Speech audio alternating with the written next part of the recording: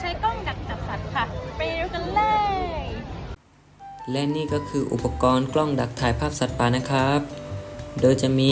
ตัวกล้อง SD card และก็ฐานนะครับ ขั้นตอนแรกนะครับเราจะเอา SD card เสียบเข้าไปในตัวกล้องนะครับ ซึ่งจะมีช่องเล็กๆอยู่นะครับ โดยเราจะเสียบเข้าไปจนได้ยินเสียงดังแก๊กนะครับ ก็จะถือว่าเรียบร้อยนะครับก็ประมาณนี้นะครับถือว่าเรียบร้อยแล้วนะครับ ขั้นตอนต่อไปนะครับเราก็จะใส่ฐานกันเลย โดยเราจะแกะฝาฐานออกมาก่อนนะครับเราก็ใส่ฐานเข้าไปทั้งหมด8ก้อน โดยจะเป็นฐาน AA นะครับการใส่ฐานก็ต้องใส่ให้ถูกขั้วด้วยนะครับขั้วบวกขั้วลบนะครับ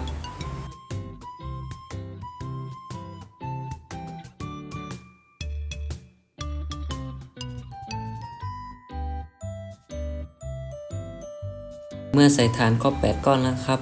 เราก็ปิดฝาให้เรียบร้อยนะครับ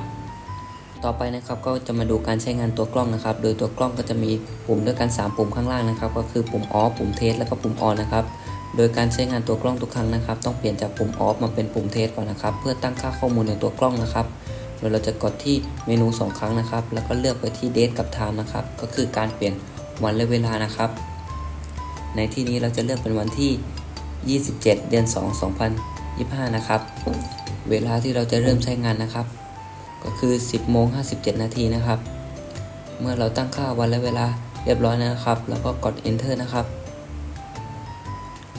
แล้วก็เลือกไปที่ time stamp นะครับจะตั้งค่าเป็น on นะครับแล้วก็กด enter นะครับต่อไปเลือกที่โหมด setting นะครับจะมีให้เลือกด้วยกัน3แบบนะครับก็คือ1รูป2วิดีโอ3รูปและวิดีโอนะครับในที่นี้เราจะเลือกเป็นวิดีโอนะครับต่อไปนะครับก็จะเลือกการถ่ายรูปเป็นช็อตๆนะครับโดยจะมีให้เลือกด้วยกัน5ช็อต10ช็อต20ช็อต30ช็อตนะครับในที่นี้จะเลือกเป็น5ช็อตนะครับแล้วกด enter นะครับต่อไปนะครับก็จะเป็นการเลือกภาษานะครับไปที่โหมด language นะครับกดเข้าไปเลยนะครับเปลี่ยนเป็นภาษาอังกฤษนะครับแล้วกด enter นะครับเมื่อเราตั้งค่าข้อมูลเสร็จเรียบร้อยนะครับเรากดเมนูอีก1ครั้งนะครับหน้าจอแสดงผลก็จะขึ้นสัญลักษณ์วิดีโอ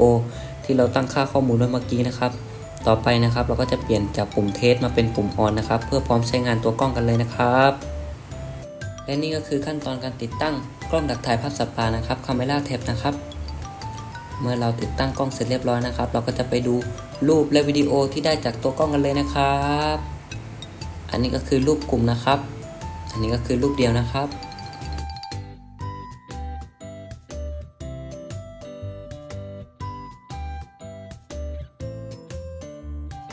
ขั้นตอนต่อไปนะครับก็จะเป็นการนำรูปออกจากตัวกล้องนะครับโดยเราก็จะเอา SD card นะครับที่อยู่ในตัวกล้องนะครับมาเชื่อมกับ HDMI นะครับ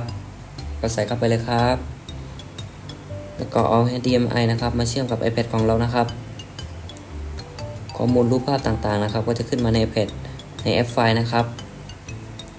นี่นะครับก็ขึ้นมาเรียบร้อยแล้วนะครับแล้วก็ไปดูไฟล์กันเลยนะครับกดเข้าไปเลยนะครับก็จะขึ้นรูปที่ได้จากกล้องดักถ่ายภาพสัตว์ป่านะครับ Camera Trap นะครับขั้นตอนต่อไปเราก็บันทึกรูปแล้วก็จะไปดูรูปกันเลยไปดูกันเลยครับ